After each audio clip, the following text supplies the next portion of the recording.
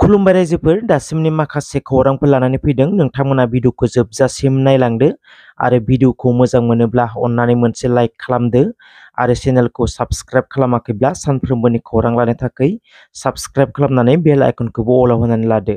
अब्ला दासिमनि खौरांफोरा फारियै सनापुरनि कपालकाटायाव गंसे सिलिन्डार बेरनानै गंब्रै नखरा थेर बेथेर सिलिंखार जालांदों। सुलुङाव मोनथिनाय बायदिब्ला गंसे सिलिन्डार गेसआ गंसे नखराव बेरनानै न'आ खामनायनि उनाव गुबुन गंसे नखरावबो अरा नांदेरहैदोंमोन। आरोबाव गंनै सिलिन्डार गेस बेरदेरनानै गासै गंब्रै नखराव अर नांनानै सिलिंखार जादों। अर खोमोरग्रा बिफान आरो रायजो राजानि नाजानायाव अरखौ खोमोरनो हादोंब्लाबो नाथाय गंब्रै नखरनि गोबां रांनि मुवा बेसादफोरा सिलिंखार जालांजोब्बाय होननानै खौरां मोन्दों। रायजोआव बोथोरनि दुंनाया गोबां जायगायाव गाज्रि गोहोम गोग्लैनाया ससियेल मिडियायाव गोसारदों। मैयानि समाव गोबांथार गरमनि थाखाय गुवाहाटी ब्रह्मपुत्रआव सागु लाइमोनफोरा दुगैनो होननानै थांदोंमोन। सागुनि मादाव सानैया गोमानानै दं होनना खौरां मोन्दों।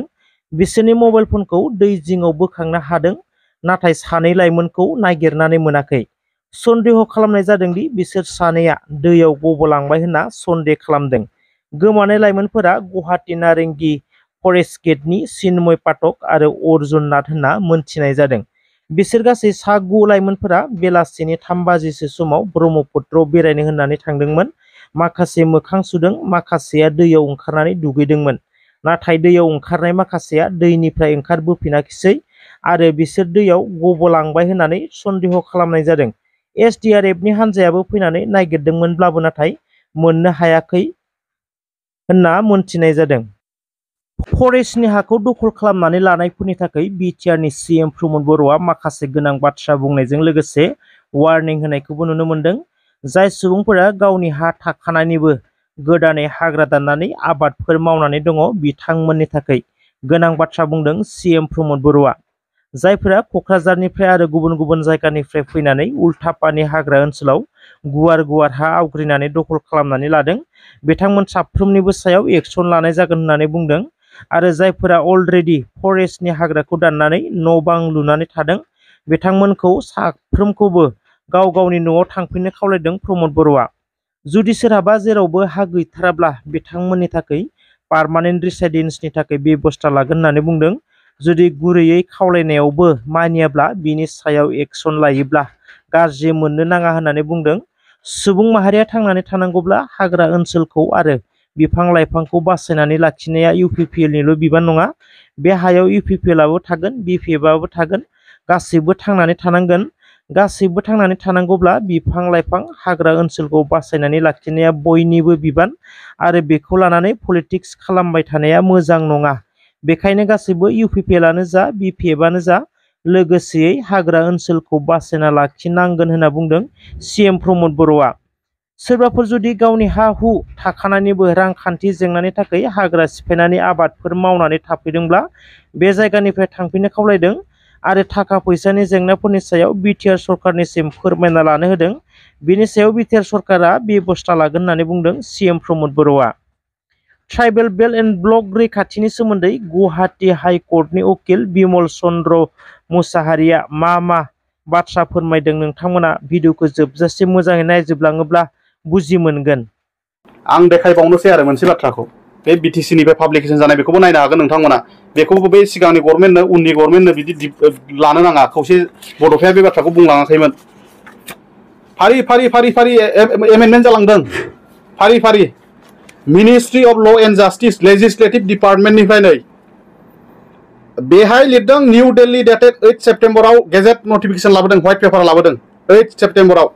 बाव लिरदों गाहायाव मोजां नाय रायजोफोर। The following act of the parliament received the assent of president on the 7th September 2003 and is hereby published for gazette information. Information लाबोदों। माब्ला राष्ट्रपतिनि एसेन्ट नांगौ, बेथ' पार्लामेन्टआव बिल लाबोबाय, लाबोनानै एसेन्ट जानांगोन, एसेन्टनि उनाव आयेन जागोन, एक्ट लाबोगोन, बिदि बेसेबां प्रसेसनि खोथा दङ। थन्न फरा it further amend the constitution of India it is applicable to the state of Assam. बे एप्लिकेबल स्टेट अफ आसामनि थाखाय पार्लामेन्टआ बुंदों application to the state of Assam. Application apply जाफैगोन बेहाय। दा बेखौ नोंसोर बुजिनाया मोजां, नङाबा एफाबां 5,000नि जिउआ आरो दाहोना लावखार बयनिबो अबदान दं।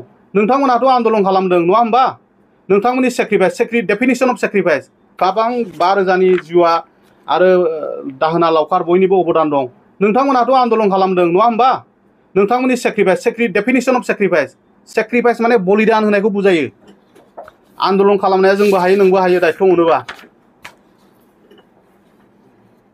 आं बेखौ बुंबाय खिन्थु रायजो राजाफोरखौ बुजिनो थाखाय दुखु मोनलायनाङा दैदेनगिरिफ्रा आंबो सेक्रिफाइस होयो नोंबो सेक्रिफाइस होयो बे बाथ्राखौ लाबोनाङा सेक्रिफाइसनि मिनिङा बे नङा माबा मोनसे मोननो थाखाय नङा जायानो हक जोंनि दैदेनगिरिफ्रा गोबां बाथ्रा बुजिनांगौ दङ मोनसे गिदिरथार लाबोबावदों बिथांमोना बर' रावखौ 8 सिडुलाव लाबोनाय बै समनि एकर्डआव नोंथांमोननि एकर्डआव बड'फानि मुं लानानै सेन्ट्रेल इउनिभार्सिटि लाबोनानै देखायफै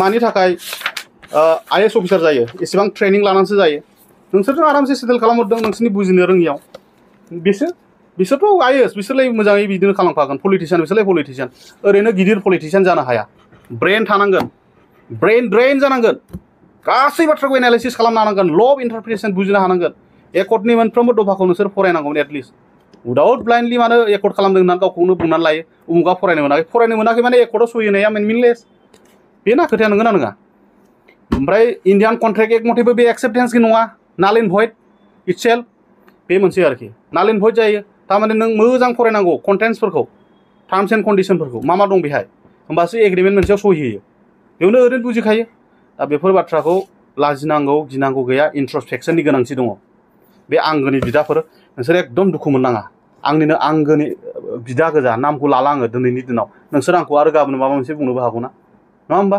जेन हक आङो खावलायगोन आइ आफामोनखौ आरो रायजो राजाफोरखौ जे जों बयबो रायजो राजाफ्रा बिसोरखौ जोङो जेबो सोंखारिनायनि खोथा नङा जों बयबो खावलायनांसिगौ लाजिनांगौ गैया भुल जायो गोरोन्थि जायो आरो गोरोन्थि जादों होननानैबो आं बुंनो नागिराखै जेबो बे आंथ' मा बुंनो बिटिआर एकर्डखौ माबे लाइननिफ्राय नोंसोरो दिनैनि दिनाव इमप्लिमेन्ट खालामनो नागिरदों गावखौनो गाव मानो आथिङाव रुवा दानना जाथिखौनो मानो माबानो नागिरदों बे खोथा फैयो आरो जुदि बिटिसिआनो जुदि थानाय नङाबा आरो आंनि खोथाखौ एन्टि जादों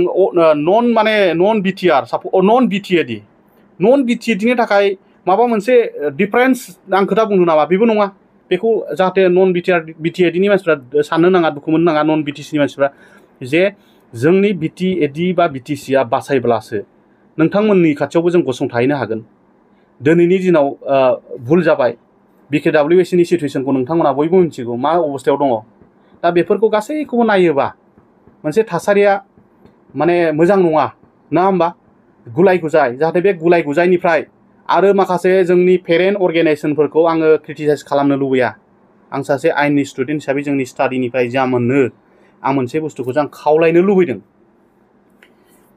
6 सिडिउलखौ लानानै जोंनाथ' दङ पेरेन्ट अर्गेनाइजेसन बा बर' साहित्य सभा दंथारो माखासेखौ बार होदो दे बर' साहित्य सभाथ' निउट्रेल बिनि सायाव मोजाङै मानो नोंसोरो एसेबाबो साननानै अपेन पाब्लिक माबा लानानै नोंसोरो पावार पइन्टफ्राव लानानै नोंसोरो बिनि सायाव माने सेमिनार लायाखै एक्जाक्टलि माखौबो 6 सिडिउल बुङो आरो प्रेजेन्ट बिटिआर एकर्डआ मा बुङो बेखौथ' नोंसोर निउट्रेल हिसाबै लाजायो एटलिस्ट नोंसोरो लानांगौ बेखौ ससाइटि रेजिस्ट्रेसन एक्टनि आन्दाराव मावदों एक्टिभिटिसखौ हिसाबै बेखौ लाजायो बेखौथ' गाज्रि नङा आं बेखौ खावलायगोन बहुद गोरों गोरा दङ नङा होमबा बहुत कन्ट्रिबिउसन लिरनायजों बिराद साहित्य मोनो एकाडेमि नङा होमबा आयेननि बागै मावनो गोनां दङ आयेनावबो दा बे आरो आङो बेखिनिखौ बुंबाय एसे गोब्राब खाब्रां रावजों बुंफ्लांबायबो जानो हागौ आंनि रावा एसे खाब्रांब्लाबो नोंथांमोना जाहाथे खाब्रां दासानसै आरो दुखु दामोन आङो दिनैसो गिबि खेब बर' रावजों आङो होफेरदों आङो बिदि खुनु रोखोमनि पर्टेलाव आं होनोबो लुबैथारनानै होनाय नङा